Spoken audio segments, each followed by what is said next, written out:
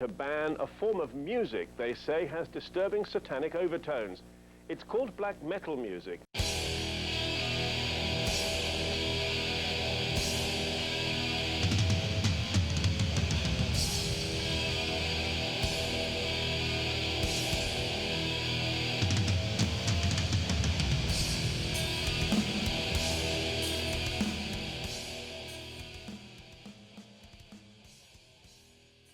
Black metal is a subgenre of the music genre of heavy metal.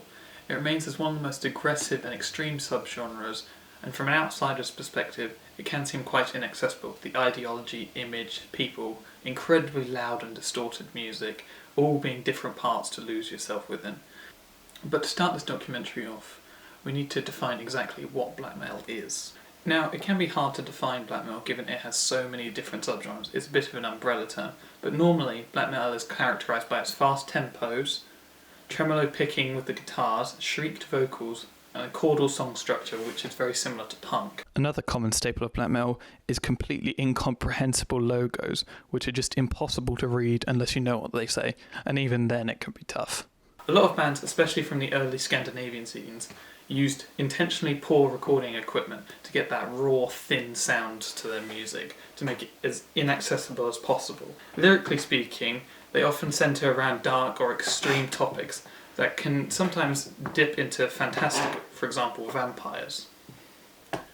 Very rarely is there a rhyme scheme in favour of imagery. This may be due to the fact that most bands were learning English at the time. Another incredibly important part of black metal is the atmosphere, which bands would go out of their way to create more of. But all of it started off a lot simpler than all of this, with the first wave of black metal and Venom.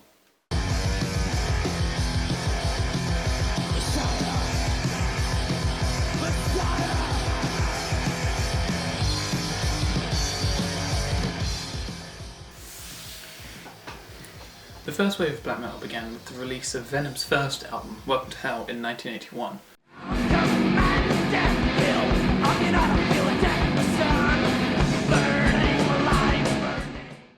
While a little tame by today's standards, this was by far the most extreme thing on the scene, given that most metal at the time sounded like this.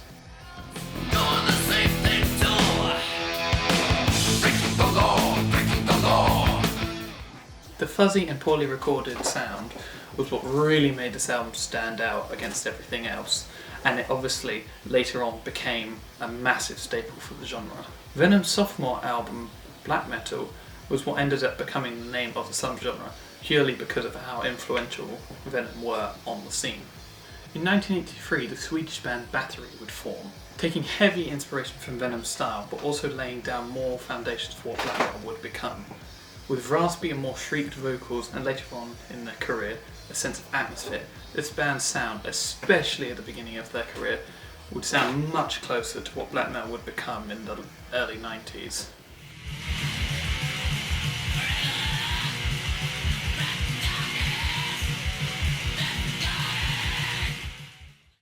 Other bands that were large influences of the genre were Hellhammer, which would eventually become Celtic Frost, a personal favourite of mine, Merciful Fate.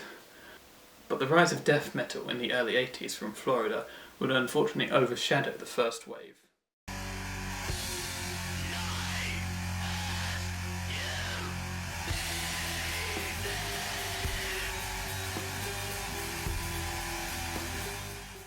Now, after the first wave had fallen into obscurity, it still influenced multiple bands, especially in Scandinavia. The second wave of black metal roughly began in 1991, although there were traces of it in 1987 with the release of Mayhem's EP, Death Crush.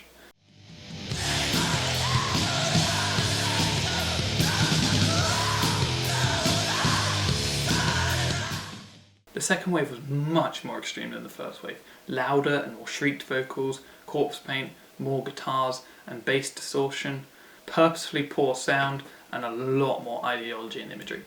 Influential and important bands within this time were Mayhem, Darkthrone, Immortal, Marduk, Emperor Burzum, and Borknagar, all of which originated from Norway, hence the name.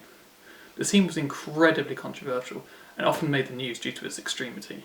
Anti-Christian imagery and ideology, and crime sprees involving murder and arson. The most commonly well known of these crimes would be the 45 to 60 churches burnt all across Norway, and by far the most well known moment in all of black metal history, the murder of Oystein Euronymous Aarsref by Varg Vikernes. The second wave is what most people recognise as black metal when they hear it, and Norwegian black metal heavily diversified the first wave sound, splitting it into multiple subgenres within the subgenre. Bands like Mayhem and Darkthrone would fall under black metal. Bands like Emperor and Dimmu Borgir are symphonic black metal, which would incorporate some sort of symphony orchestra to the mix. Burzum and Windir count as ambient or atmospheric black metal, which are more focused on the atmosphere and then raw intensity.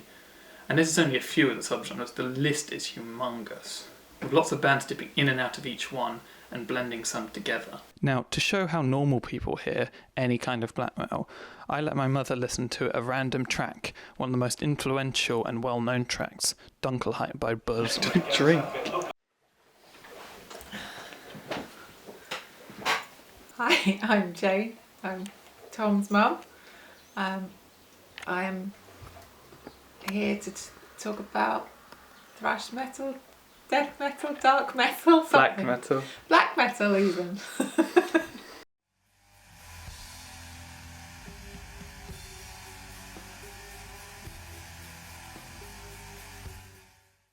My first impression of the song was that it was quite a lot of noise. It's quite a monotonous noise going on in the background, and then the wraiths started making some noise.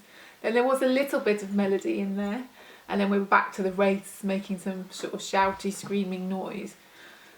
I mean, as I carried on, I thought this could be okay, but it's quite dark. I prefer my songs to be a bit more sing-alongy and sing-songy that I can sing with. Couldn't work out what any of the words were, couldn't work out what any of the singing was, couldn't tell you what it was about. Basically, it just sounds like wraiths and vampires coming up out of the ground. It's quite dark. But there was something in the background, that noise, that kind of the song melody that kind of carried on throughout it. It was quite rhythmical and quite intoxicating, maybe.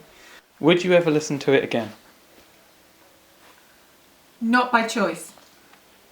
Now, personally, I believe that black metal is an amazing style of music. It's definitely not for everyone, but once you learn to enjoy it, it's an endless string of music. Seriously, there is so much of it. It's definitely something that you probably won't like at first. I didn't initially, but the more and more you hear it, the greater it becomes. So even if it isn't something this extreme, I suggest trying out some form of media that is weird or unconventional. And if you don't like it to begin with, give it another go later, and you may form a better opinion of it. But even if you don't, I'm still going to enjoy this music.